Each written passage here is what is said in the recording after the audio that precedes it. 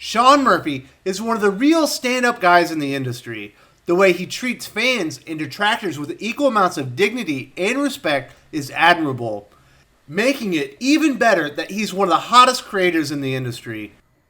It's finally here, folks. Sean Gordon Murphy returns to his Murphyverse with the sequel to his breakout hit, Batman White Knight. Murphy has been posting teaser pages and covers on social media for months now. Curse of the White Knight returns with a similar cast as its predecessor, with one big addition, Azrael.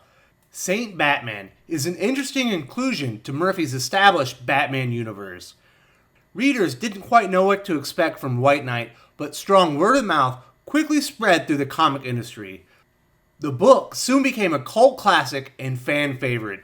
This go around, the Murphyverse is a known quantity and eagerly anticipated. Before I get into details, Batman Curse of the White Knight is most definitely a recommend. Sean Murphy is the writer-artist in the book, and per usual, I'm going to review the graphics first. Batman Curse of the White Knight is visually stunning. Murphy's line art features his trademark sketchy effects. Sean Murphy has an amazing gift for emoting character faces.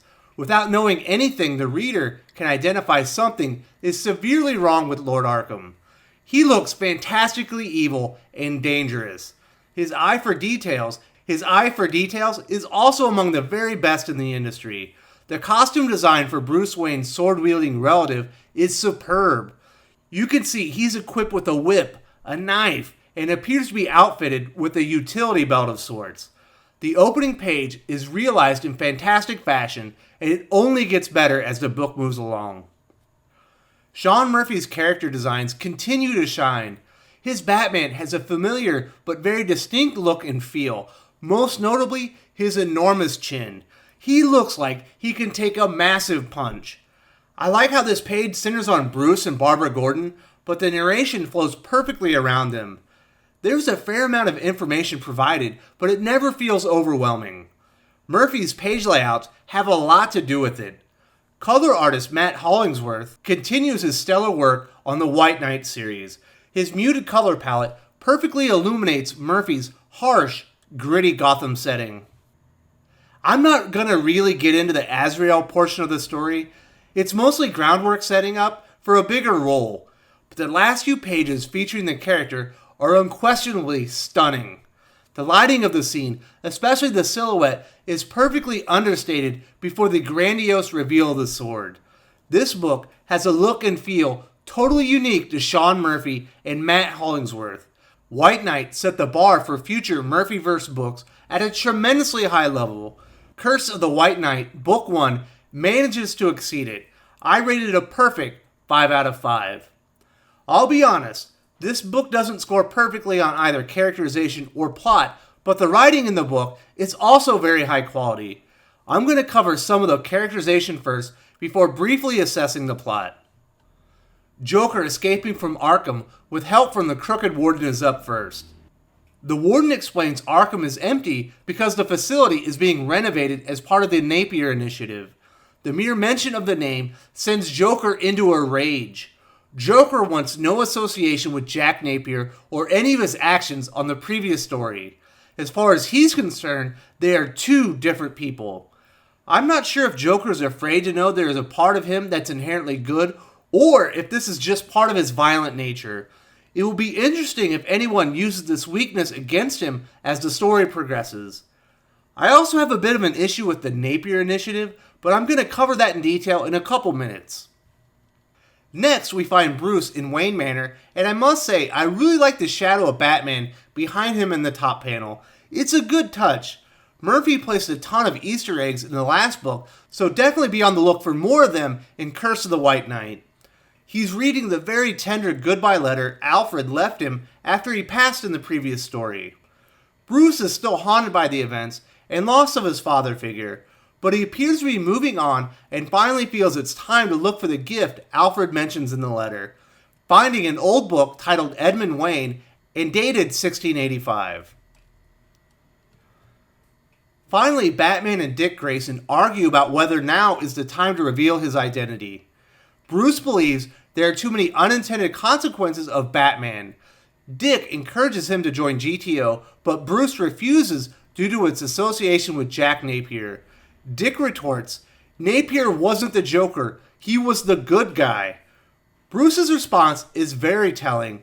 And if he was the good guy, what does that make me?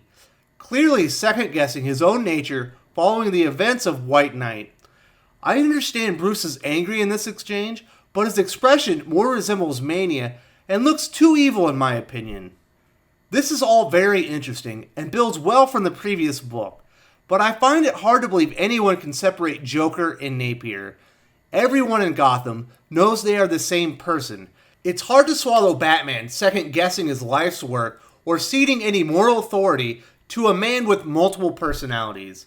I don't think Gotham would move forward with the Napier initiative after he reverted back to Joker. But I do like that Batman is pissed that with his infinite resources, he never uncovered the corruption in Gotham, but a homicidal maniac did. Sean Murphy does a great job clarifying the aftermath of previous events and reframing character motivations. I do have a few small critiques regarding character actions following Napier reverting back to Joker, but overall the characterization is on point. I rate it 4 out of 5. Now I'm going to cover the plot, but not in enough detail to spoil the book. The book begins with backstory from 1865 suggesting a curse is in play in Gotham.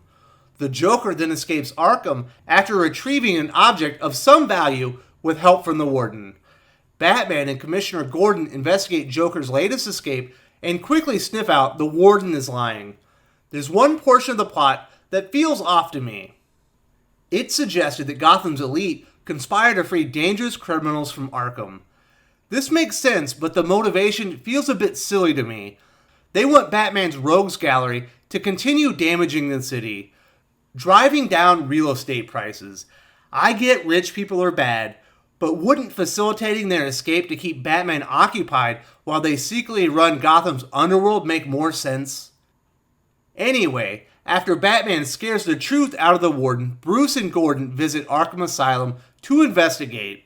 They recall Napier stating he discovered the Joker there.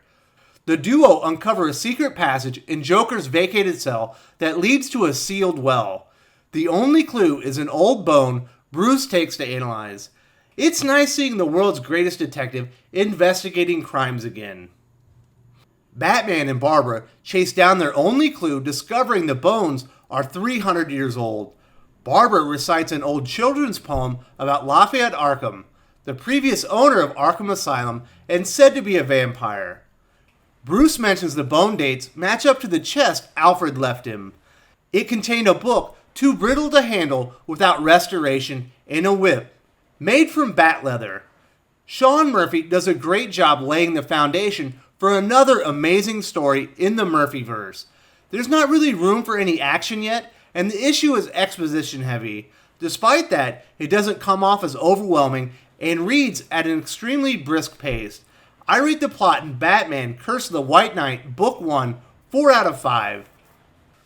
Curse of the White Knight feels like the beginning of another excellent Batman story. Sean Gordon Murphy brings his A-game on the book visuals. The trademark sketchy line art and gritty feel are quintessential Murphy. He does a great job progressing his characters and reframing their thoughts and motivations following the last story. The first issue is mostly table setter, but executed very well in a fast read despite little action. I rate Batman Curse of the White Knight, Book 1, 4.5 out of 5 overall. I highly recommend this to everyone. I don't think you need to be a DC reader or Batman fan to enjoy this series. However, I would highly suggest reading White Knight prior. The story is heavily connected to its predecessor. Sean Murphy is one of the real stand-up guys in the industry. The way he treats fans and detractors with equal amounts of dignity and respect is admirable, making it even better that he's one of the hottest creators in the industry. There are many great writer-artists in comics today, but I think Murphy stands out as the best. I hope you enjoy Curse of the White Knight as much as I did. Thank you very much for watching my review. There will be new content tomorrow. If you enjoyed this video, please give it a like. I would appreciate it very much. It helps us attract more views for the channel. Subscribe for future commentary, comic book news, and reviews. And don't forget to ring the bell for notifications. If you want to talk comics, movies, and much, much more, you can follow me on Twitter at Wes_from_TC. With that, Salamat Po, and I'm out.